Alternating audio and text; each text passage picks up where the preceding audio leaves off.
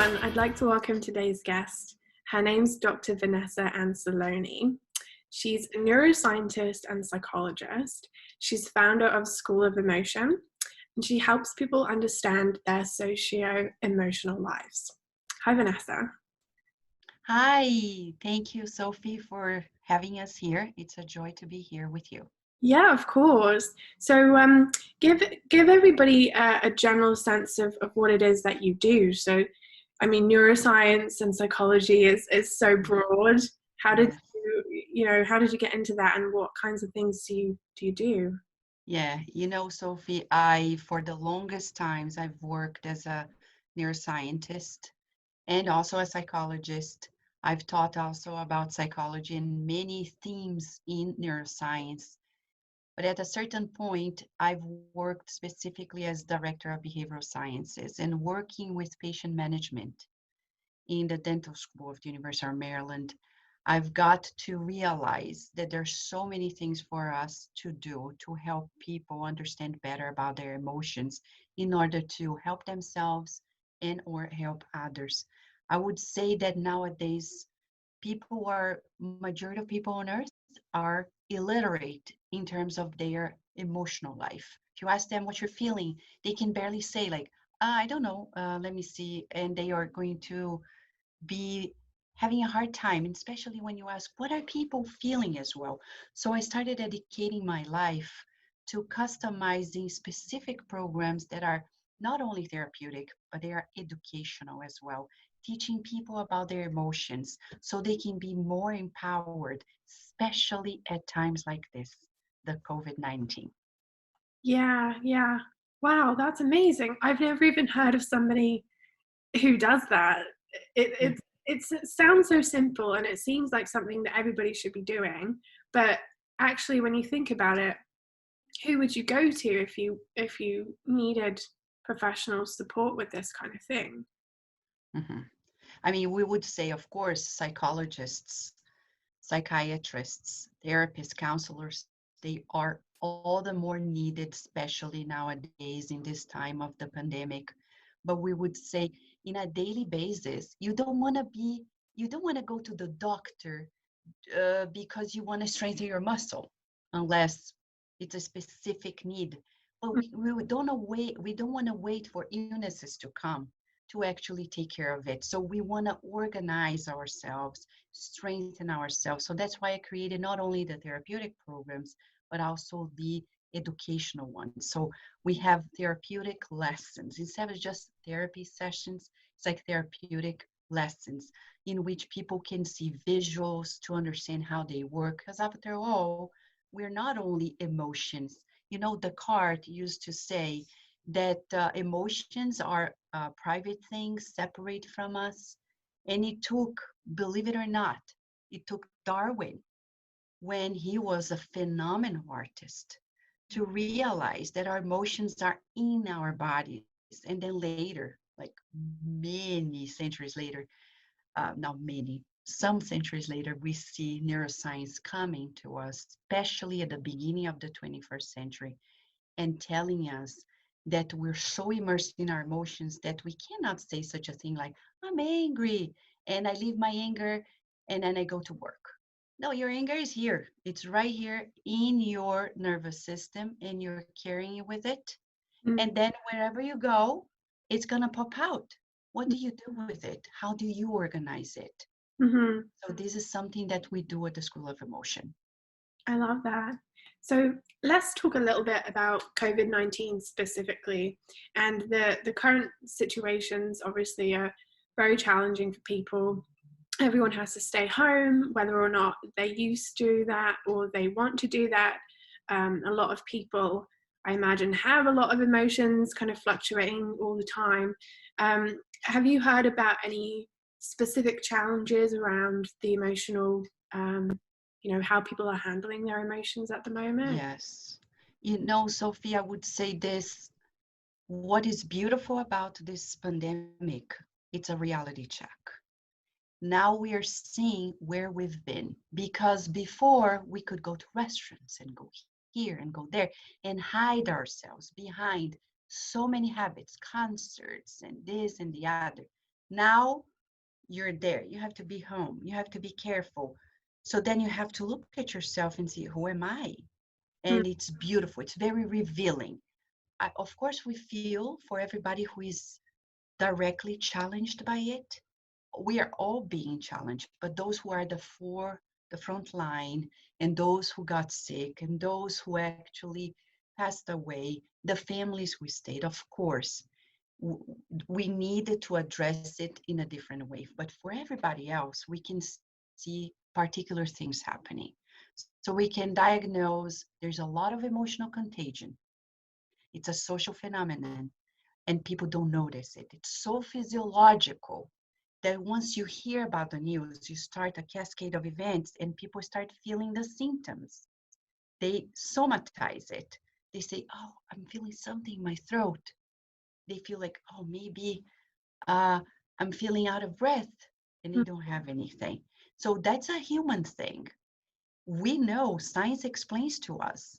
We have mirror neurons. The more we watch the news, the more we're attentive to this and nothing else, we'll be caught up emotionally into this. It's what we call emotionally contagion.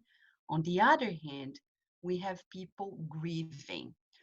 For those who are grieving loved ones who passed away, it's a grieving that is more tangible. The other grieving seems to be more abstract, but we would say it's real.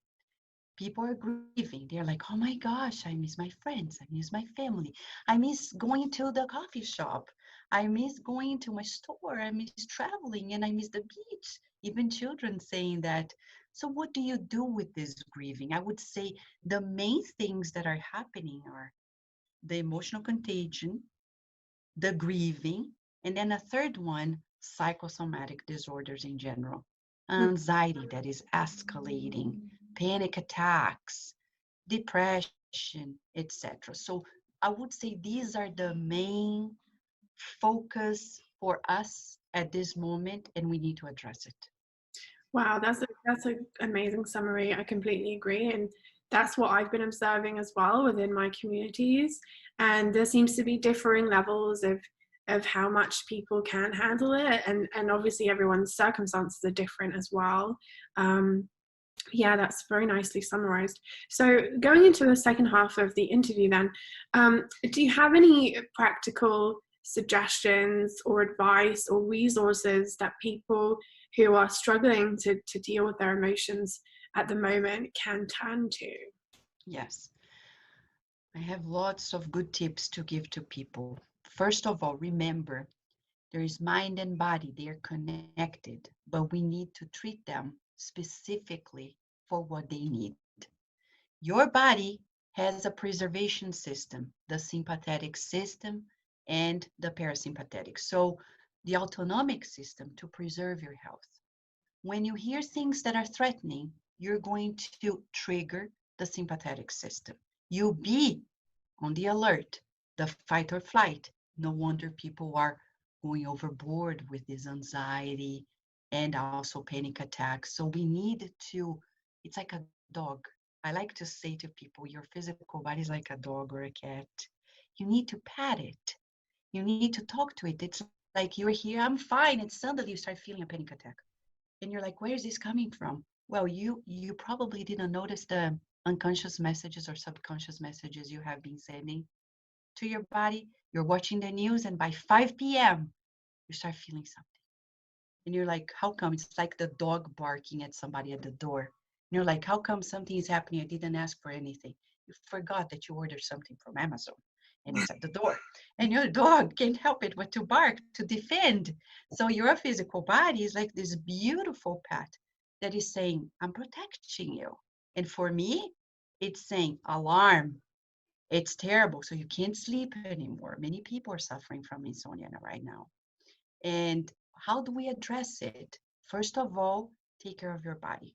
How do we take care of our body at this moment? You need to boost the opposite.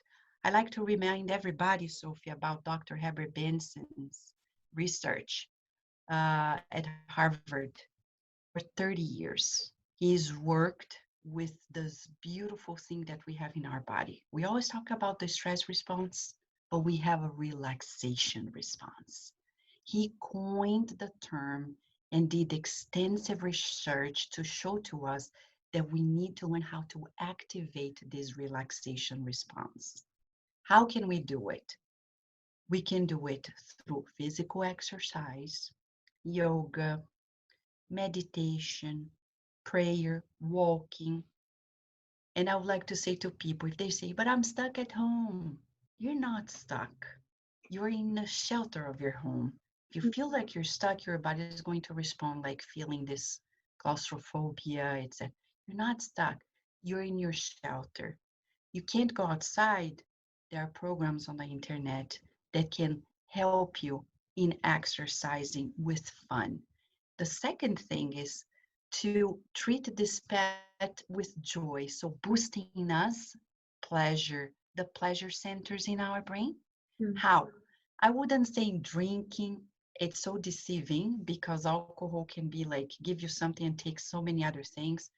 Eating much? No, no, no. But we're saying watch comedy, you know, think about jokes, read things that are pleasurable, things that are mild to you, talk to friends who are fun, and give to your physical body good news. We are responsible for what we're giving to the body. And then for us, when we talk about the mind per se, we're talking about nourishing these minds with positive thinking. So we would say there is enough evidence in neuroscience whenever we think beautiful things, we visualize wonderful things, it gives a new address to the emotional part of us as well. Dr. Srini Pillai, also from Harvard, he wrote about fear. Right now, many people are afraid. It's normal. So what do we do with it? So he says we need to decode it differently by giving new information. It's like a GPS. If you give a certain address, like a zip code, it's not going to get to your house. But if you give the precise address, so how do you want to feel right now? You want to be feel positive? Think about positive things. And finally, I want to remember people about Dr. Viktor Frankl. When he was at the concentration camps, and he observed that those who were thinking about past the moment of this confinement, Mm. when they were thinking about reuniting with loved ones, what the life that they would lead, they were able to survive. And Mm. after that moment, when he was released, he survived the Holocaust. And he told us a lesson that is very pertaining to this time. Stay optimism, give a new meaning. You can choose how you feel. You can choose, not because everybody's feeling that way, you are doomed to it.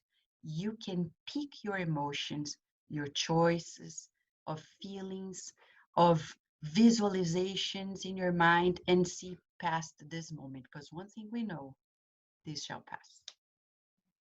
Wow. I could resonate with everything that you said. And just, I find that my life is kind of an experiment of all of those things right now as well. You know, like I was watching comedy last night and I really felt uplifted afterwards. And when I go for a run or I do a class through my computer, I just feel this like boost and I feel this motivation. And yeah, I think having that self-awareness is what it comes down to, you know, recognizing what lifts you up and what brings you down, and then trying to understand what those triggers are and replicating those good feelings. Yes. And I want to add one more thing, Sophie. I've talked to other scientists, Gary Schwartz and Harry Canning from Duke University. They have become leaders in the field of understanding how spirituality can change our health and can change our experiences in life. So I would say we have compelling evidence in science showing to us that at this time, if you have any religion, any spiritual choice, cultivating it will do you best, even physically. It's going to boost your immune system. Staying positive boosts the immune system. We have research showing the opposite. When you allow yourself to be depressed and sad and desperate, it's dampening it, and then you are at greater risk. Yes, that's really great. I love that everything is very science backed, and that's kind of why we brought on such experts like yourself onto the series. Before we end, I would love to hear a little bit more about School of Emotions specifically. If anyone is watching and they would love to learn more about this offering, can you give them a kind of overview of what sort of programs you offer and where they can go to find out about those? Sure. Usually I talk to people in an assessment consultation to verify their needs. And of course, at the end of it, I can give them a feedback about whether or not I'll be able to help and customize for them a program, if whether it's an individual or groups. And then specifically trimming to groups or people according to their needs. For example, parenting. We offer courses, therapeutic courses for parents, parents to be and parents, people who want to be pregnant, people who are pregnant, people who have already had their children. For couples, we also work with couples to help them boost the joy of their relationship. We also work with immigrants, teaching them about, how they can work with their emotions in these deep experiences, immigrants. And we work with people at the end of their lives as well. I've done work with people who were at deathbed, and of course, I could only communicate because they were in other areas through the internet, Mhm. cancer patients, and working with them in their last weeks to organize their emotions, to cross over with less guilt, more certainty, more joy, and also to give a feedback to the family members as well. We have programs for people who are inserting themselves in the job market or preparing themselves for a job interview. So we customize and we work with people not only in the cognitive level, but we do exercises. At the end of each educational session, we give them exercises to work throughout the week, and these works, they encompass not only the cognitive aspects, but also artistic levels. So we boost the ways that they are feeling about themselves, about other people. The goal is to empower people to feel more emotionally empowered. We use the term emotional intelligence, and it's about, when people ask me, what is this all about? Emotional intelligence is about knowing what you feel at all times, like a monitor at the hospital. You look and you know exactly the oxygen level. So you take a glance and you say, oh, I'm feeling this. But so quickly that when people approach you, you already know how you're feeling. You know also how people are feeling. And that requires training because we're talking about emotional body language. You need to train yourself to pick up the nuances of how people are feeling. For example, you are the patient and you are at the doctor's office, and the doctor asks you how you're feeling, and you say, I'm fine, but you're holding your hand. And what is the doctor who is emotionally intelligent going to believe in what you're saying or what he's looking at? Because it's compelling. You can tell something is off. So I'm going to prepare you better for the journey we have together. And also, since we know how we're feeling, how others are feeling, I have more elements to decide what to do, what to think, and how to approach the situation. And we stop the reactivity because right now, people are reacting with this COVID-19. You're like, oh my gosh, it's like the Minions movie, right? Mhm. Like, oh my gosh, Dr. Gru, like, ah. And you're like, we're humans. And we have this beautiful reasoning to work upon. So let's use it to our benefit. Wow, thank you so much, Vanessa. And if anyone would like to learn more from the School of Emotion, what is your website? It's schoolofemotion.org. Perfect. Thank you so much for being on the Thank you. show.